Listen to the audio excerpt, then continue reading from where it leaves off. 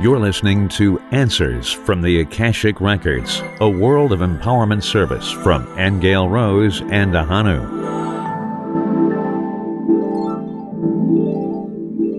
You are very welcome. I am Ahonu, and with me again, as always, on this wonderful day, which is our 10th anniversary, is our lovely Aingeal Rose. Aingeal Rose, it's a joy, I have to say first before we begin. Every day is a blessing, and I am so grateful for it all.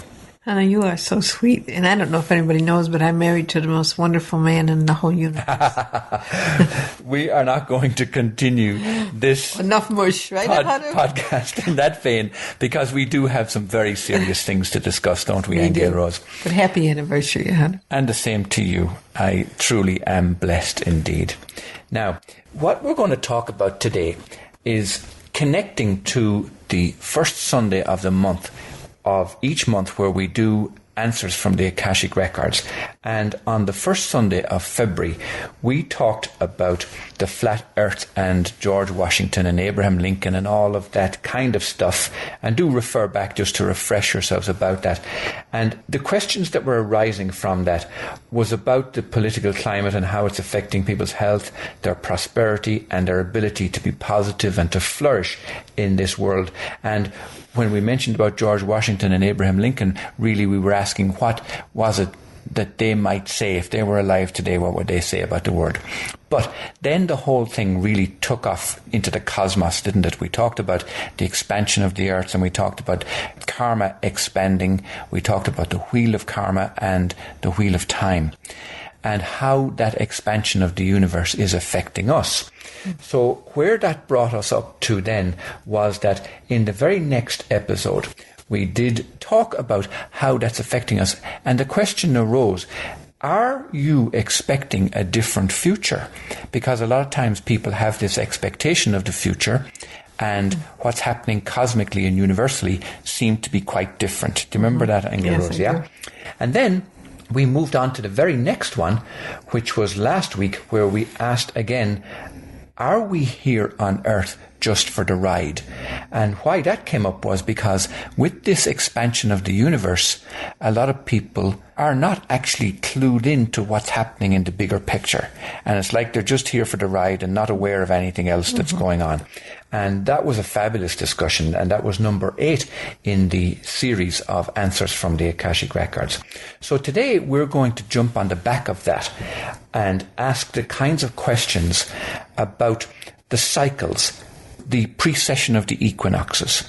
We want to know about that and how it affects us. We want to talk about these cycles. Are they circular? Or are they just one-offs? You know, does history repeat itself? And as we've seen evidence of it in the past, is it exactly the same? Or is there some kind of elevation that takes place? In other words, are we kind of like a corkscrew? Are we rising and the experiences are slightly different even though they seem to be the same? All of that kind of thing. And then we want to know about time. Does time exist throughout all of creation? Or is it only in our little corner of the universe that we're experiencing this time? And then we also want to know, is time connected to karma? Really, we're referring to those descriptions where people talk about the wheel of time and the wheel of karma. And we want to know, are they connected? So that's really what we're going to cover today. And I'm looking forward to it because it really expands on all of what we've covered in this last few weeks. And it seems that the more we explore it, the more it begs more questions, which is a good thing, obviously. And we've had some fantastic feedback on these, by the way. Let me mention that people who have subscribed to us on iTunes and on YouTube and on Stitcher Radio and various other places, the feedback is amazing because we are exploring things that heretofore really haven't been touched on. People have the questions but don't know where to go for the answers, or don't know how to extricate the understanding from this. And thankfully we have Aingeal Rose with us, who goes deep into the Akashic Records and into the Universal Records and helps us downstep this information. So let's go with the first thing, Aingeal Rose, which really is about the precession of the equinoxes and the cycles. Are they circular or do they go like a screw where we grow in awareness or we grow in spiritual awareness every time the cycle comes round again? All right. Well, first of all, I'm experiencing it as a groove on a wheel, like a notch that you just keep coming back around to over and over and over again. And yes, it does spiral up a little bit, but it's not that different.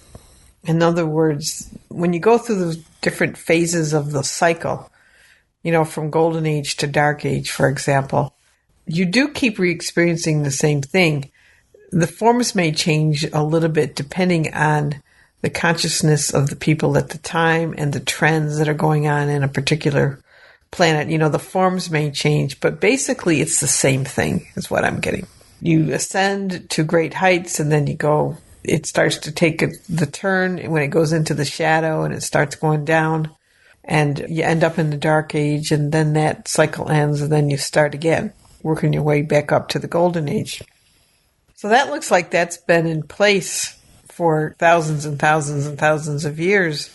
And it doesn't look like when you come back around, I'm getting that it doesn't change that much. Okay, that you may have, like I say, when you get around to a golden age, for example, you might have a more grander expression of creation or technology, for example, than you did the last time. But it's still the same thing. The content is still the same. In other words, okay, the forms may change, but the content's pretty much the same, because inevitably you still end up going back into the dark age after the golden age lasts for so many thousands of years.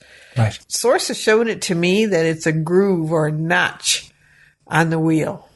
Something that's stuck in a particular groove that goes around and around. Right. So does that mean then that in the long term, in the bigger picture, nothing ever changes? In a way it does. Right. In a way it does. I feel very much like in a way it's kind of sad the way I feel about it, because you may come into different time periods. Let's say you're born into a part of the cycle. You may be born into various parts of the cycle so that you experience all phases of the cycle. Right. Throughout those, I think they call them yugas in Eastern Indian, don't they, Anna? They do. You might choose to be born into the different parts so that you learn about them. But that's not getting off the wheel. Okay, that's still being on the wheel, learning about the different phases, experiencing them, and you may have expansions of consciousness. This is the only thing that could change in it, is that each time you decide to be born into a particular phase of the cycle, that as a soul, which we know is accumulative. Remember, we've talked about how we build a soul over time. We're not born a soul, we build a soul. We're born as a spirit, okay, who then has experiences and builds a soul based on those experiences and its choices. So what can change is that as you come in through different lifetimes, you can be adding to your soul expression. You can be becoming bigger in your consciousness, more masterful as a being through those different phases. But the cycles themselves continue. They're the same. Okay, so they're like opportunities that we as a spirit accumulate soul experiences and use these yuga cycles as opportunities to learn and grow more. Is that more or less? Yeah, but the thing is you don't get off the yuga cycles until you achieve mastery. Right. So in a way, you are kind of stuck on that wheel. But we have the opportunity to change, though. We make choices all the time. How you can use them is to grow. Yes. Okay, and each time you do that and you become a more self-sovereign being, it isn't until you become a self-sovereign being that you're free of that wheel, though. Well, you're touching on something that's really wonderful, actually, because we heretofore have accepted or understood or believed that we are subject to this universal cycle, these changes that go on, and that they are forever changing. And from what you're saying now is that that the wheel of time, as it were, stays the same, cycles around, but it's us that changes. It's us that registers the change. It's us that grows by choices. Definitely by choices. By your experiences and how you react to those experiences and what you choose around those experiences. Right. That has everything to do with whether you grow or you digress So that's as a soul.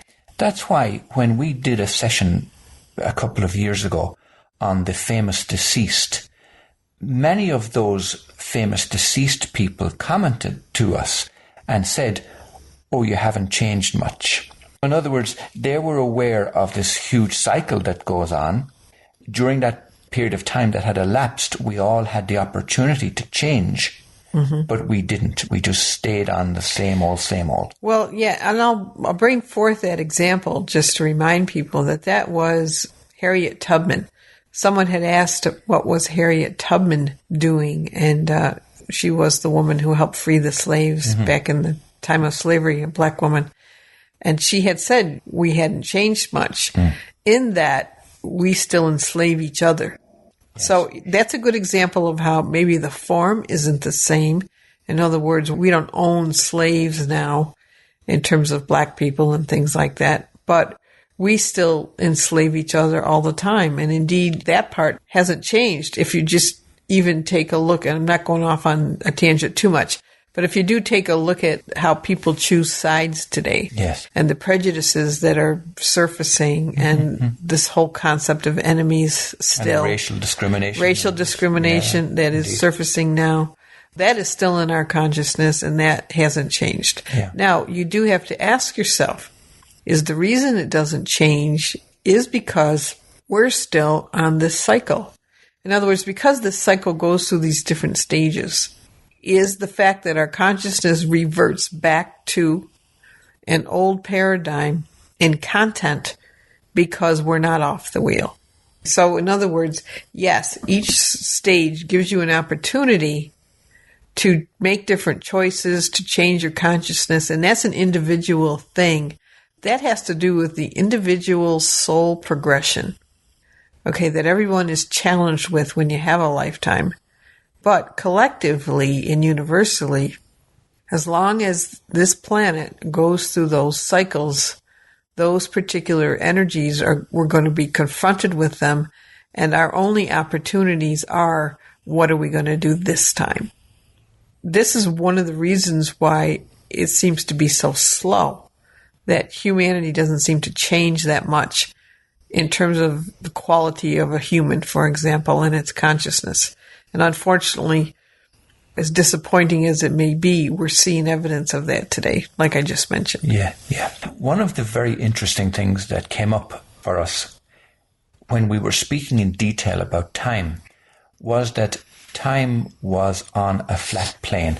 Indeed, when we spoke about dimensions, this is really where it came up, because you had said that the dimensions, all the different dimensions were unlimited, but each was on its own flat plane of existence.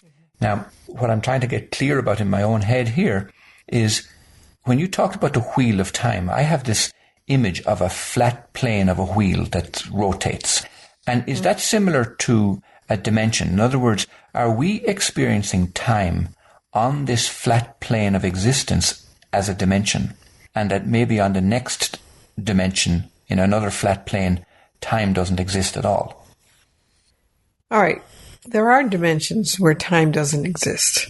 Our particular type of time is a construct of our consciousness. And I think this is probably true for each planetary system or each plane of existence, let's just say. That quality of life forms on a particular plane and the types of beings that could reside there and the type of consciousness they have and their relationship to the rest of the cosmos. Because in a way, dimensions exist in a different place. In other words, Earth is at a particular place, quote unquote, in the cosmos. Another Saturn might be on a different one. So the vibrations and frequencies are going to be very different on each dimension. And because of that, the qualities of what life is like there are different. For example, when people journey out of their bodies, they experience no time because thoughts manifest instantly. So it isn't the same as Earth. There's not the same gravity, for example, right? And I would say gravity has something to do with time too on this dimension. Okay, but when you travel out of your body, which I have done, things are very different. Like you look through walls. What we perceive now when we look around this room, for example, is I'm looking at what I perceive as solid walls that if I tried to put my hand through it, I couldn't. But when you're out of your body and you look at a building, suddenly you're looking at all these little molecules that are floating around. You might see the frame of a building, but the rest of it is all energy, and you can put your hand right through it. And not only that, anything you think when you're out of your body manifests instantly. If you have a thought where you'd say, oh, I'd like to go see what this person is doing, you're instantly there. There is no time delay. There's not even a sense of traveling there or anything. There's no time or distance at all. Now, scientists will tell you that that is the truth here as well, but that's not how we experience it. We experience a lag, time, from a thought to its manifestation, for example. Or if I said to you, oh, Ahonu, let's go to the grocery store, we have to get in our car and go there, where when you're out of your body, you're just there. Yeah, don't we have an inkling of that experience in the dream state? You do. Yeah. Yes, absolutely. Okay. Absolutely. Okay. But even in the dream state, though, there could be some time. Okay, because when you think of dreams very much are progression. They're a scene. Do you know what I mean? Yes. It's not quite the same as when you're out of your body and instantly you're someplace else. Instantly you're having a different experience. Sometimes and yes, to a degree you do experience that in a dream, but I'm feeling that it's more of you could classify dreams as the in-between place. Not so yes. dense as Earth, but not so instant as when you're out of your body. Yes. Indeed, some of the dreams that I've had, it's as if time slows down where it's sluggish and you find yourself dragging. Right. You know, that's a really interesting experience, actually. Yes. Yeah. And then the next scene, you're hopping from one place to another, right? All of a sudden the scenery changes, the people change. That's right, yeah. Okay, so when we talked about when we tried to describe for ourselves to understand time, I mentioned that it was like a wheel on a flat plane. Is the wheel of karma, and again, this may be a wrong description when people have described karma as a wheel, but when we do describe it in our limited knowledge of karma being on a wheel, are the wheel of time and the wheel of karma both the same thing, or are they separate? Are they operating in different dimensional spaces? Or are they even wheels at all? All right. There's a lot in that question. There is. Let me try to just piece it apart for a minute. What I'm hearing is the wheel of karma does go on, and it's repetitive. It's repetitive until its karma is neutralized or forgiven. So let's talk about karma just for a second. Karma really is the law of cause and effect. Like attracts to itself that which it is, and it's also about forgiveness. So let's explain this in terms of content. Karma has a lot to do with content in the sense of why does something linger on? Why do you go through a repeat pattern? Why do things cycle back around and you re-experience them again? It's all because the content of the consciousness hasn't changed. In other words, we're destined to re-experience the same types of things, maybe not in the same form, but the same types of things until they shift in our consciousness. That's called karma. So your attitudes, your beliefs, your opinions, your cultural history that you pass on, your religious dogma that you pass on, historically, from the personal to the historical, we are destined to repeat the same types of things until all of that changes or shifts. So that's the wheel of karma that I'm seeing. Anything you haven't upgraded, anything that hasn't changed, anything that's not forgiven or healed, you could lump all of that into a karmic wheel. which means in terms of evolution that you don't really come out of that. You don't really truly change anything until those things shift and are resolved in the consciousness. Because of that, it's just a perpetual wheel that repeats itself over and over and over again. And like I mentioned, the time period may differ, forms may change, but the content is still the same. So let us just bring this to a conclusion. We've covered some really deep stuff there today, Aingeal Rose. You did mention about the wheel, in a sense, as it's spiraling round, can go up a notch, but basically it remains the same for us. In other words, we continue to experience things the same unless we take the opportunity to grow from that and forgive. Unless the content changes of the consciousness. Yeah. Okay. So the forms will change because each age has its different forms, as we know, but the content doesn't change. And then you said that each stage gives us an opportunity for soul progression, which is absolutely wonderful, actually, because sometimes we feel stuck in a particular circumstance, but every circumstance is an opportunity for us to grow and for soul progression.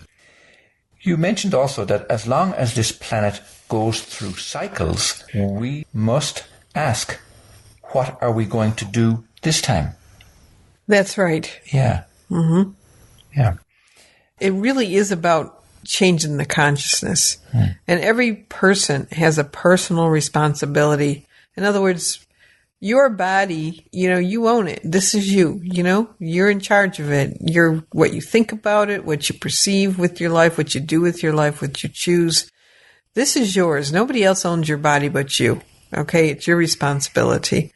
And your consciousness while you're in that body is also your responsibility. So how you look out and see things, what you decide to do and choose, and how you decide to act, that all determines your soul progression, whether you upgrade yourself and go higher in evolution, or you digress yourself, or stay the same. Yes.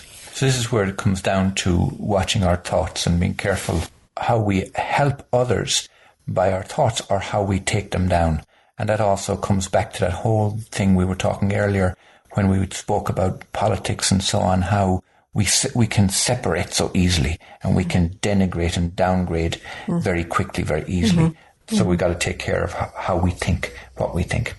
You mentioned that there are dimensions where time does not exist, and that's very interesting to contemplate. You also said the quality of life forms and consciousness is different in each dimension. And again, that's a huge thought for us to venture out there into the realms of infinity and consider that thoughts manifest instantly in spirit, but that the quality of life forms and consciousness is different in every one of those dimensions. It would be because the frequencies, the vibrations, their location in space, quote unquote, all of that determines the quality of life forms in a place. I remember some time ago, Aingeal Rose, when we were talking about gravity, and you said that gravity is karma. And now that collective karma, yes. And that would make sense because when people feel enlightened, they feel lighter, and karma doesn't affect them as much. Their consciousness has risen. Yeah. That's right. So gravity is what pulls us down and keeps us rooted, keeps us down. It's the same old, huh? Yeah. And you said that gravity has something to do with time in this dimension. So in that sense, then, gravity and karma and time, they're all connected. They are. Yeah. When we spoke about dreams, we found that dreams are kind of a between place where time can speed up or slow down. And the experience of that is interesting. When you're in a nightmare, doesn't it certainly seem that things are very slow moving in the dream? Dear. Yeah, and I've had a few of those, all right. Yes. You said that karma is the law of cause and effect, and it is all about forgiveness. So when we talk about these kinds of things, many times people say, oh, that's great, that's all theory and all of that, but what can we do?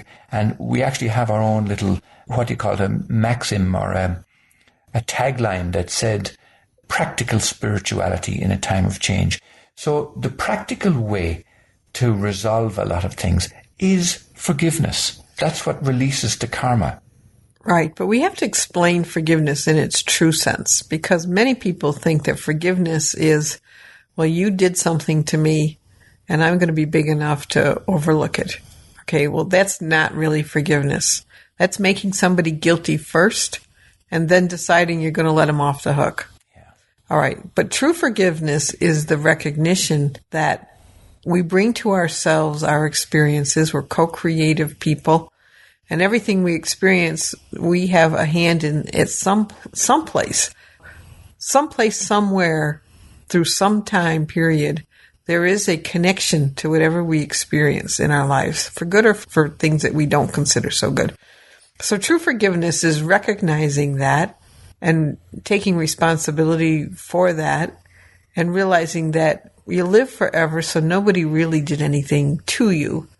Okay, it's all been one big co-creative game that we're playing with each other. So it's a total different way to look at it, where you're not looking at things as if you're a victim or a victimizer. You're looking at it as a co-creator of an experience with something or someone, something.